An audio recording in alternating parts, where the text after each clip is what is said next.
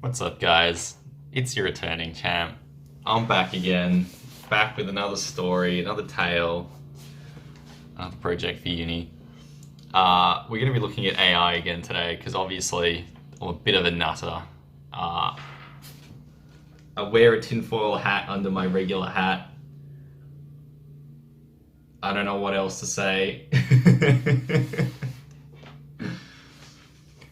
So basically, today we're going to be looking at AI's practical applications in society, but also the implications of those practical applications. So, as probably most of you are aware out there, increases in automation have started in almost every major industry. So, for a first case study example, why don't we quickly to the computer and have a look at how AI is actually beating human oh shit, you can read it from here. How AI is actually beating human doctors in terms of properly diagnosing patients with diseases. So we've got some statistics here. We've pulled it up. Some of these studies say that AI diagnostic systems are more accurate than doctors at diagnosing heart disease at least 80% of the time, which is, it's pretty good. If you're gonna have a heart attack, if you're a fat shit, I'd want to know, and an AI doctor will be able to tell you with pretty better certainty than a human doctor would be able to tell you. What the fuck is this? So the deal with AI doctors basically is an AI doctor is faster than a human doctor, more accurate than a human doctor, and also the most important point is an AI doctor is able to talk to AI doctors all over the world. So it's worldwide. Whereas if a human doctor comes across something they've never seen before, they have to go out and Google it, right? So, I don't know what's going on here. I'm gonna have to Google it. They're gonna have to do some new learning, and then that's only localized to them in their practice for that one human being. An AI doctor is able to go, I learned a new thing, and instantly everywhere, AI doctors all over the world have also learned that one new thing, which is kind of a bit of a better practical application of a doctor's skills than, say, a human doctor. But at the same time, I'm kind of cool with going and seeing my GP and discussing random shit that I wouldn't otherwise discuss with an AI doctor because, as we all know, Google is listening, the FBI is listening, the CIA, they're coming to get you, fucking Skynet's real. We're all gonna die from the fucking rise of the machines, fuckers. AI has also found uses elsewhere in our lives, especially in driving.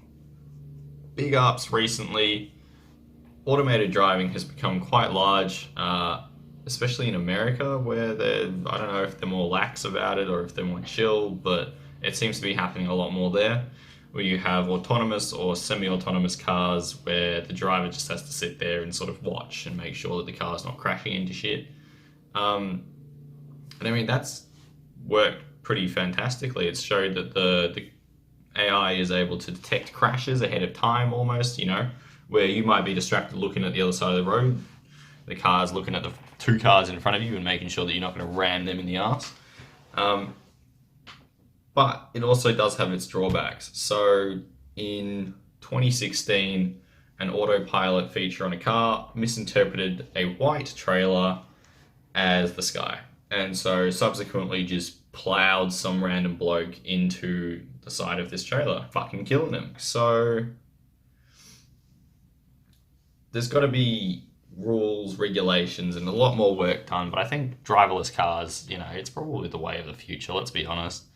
People are still going to want to go and drive at a track or drive themselves. But in the long run, if a machine can do it safer and quicker and eliminate traffic, I mean, there's no real negative there, except you don't get to drive yourself. But then if you're statistically more likely to cause a crash or an accident or kill someone, I mean, it's kind of one of those scenarios where you got to just be able to admit fault or that you're wrong or, that you're not the best at what you think you're doing. Someone's always better, pretty much. Unless you're fucking Usain Bolt, someone's generally always better. And it's good to be able to admit that you're not the best. That's called being an adult. And so if, an AI driver car comes along and beep boop, I'm a better driver than you, probably fucking listen to them.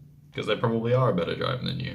However, some of the implications for this is obviously your GP is probably going to lose their job in the long run if you can just walk into a booth and whoop, the AI doctors diagnose you with brain cancer, whereas your GP's got to, look at you, send you off somewhere else, blah, blah, blah, blah, all that bullshit. In the long run, it's probably a lot cheaper and a lot more efficient if you just go and see an AI doctor, so your GP is probably going to go. Obviously, another area would be long-haul truck drivers might lose their jobs because it's going to be a lot easier to hook up a trailer just automatically and just do all that. And also, I love truck drivers. Australia would stop without them, but driving 18 hours in a row is just not the safest thing. And having a crash in, several tons of big rig is obviously a lot less safe than having a crash in a little, piss box Prius. And so there's obviously a lot more risk of loss of human life when you've got truck drivers these days being pushed to drive for literally like up to 18 hours in a row because they've got to meet these stupid quotas and shit and there's less of them and yada yada yada.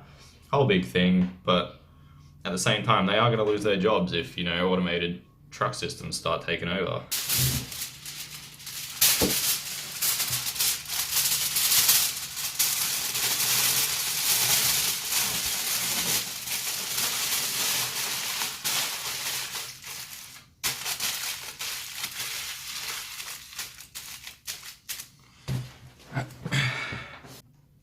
Another area where people don't see that AI is starting to take over our lives is Roomba. Roomba robot vacuums, designed for you and your home. They're designed to seamlessly move through your home. They can automatically detect dirt, sweep along corners and walls, navigate seamlessly through your house. You know what they can also do? They can navigate seamlessly through your fucking bank account. They know who the fuck you are. They're coming for you. They're dangerous little fuckers. At any rate, I'd urge you all to stay safe. Avoid roombas and just, keep a watchful eye out for AI.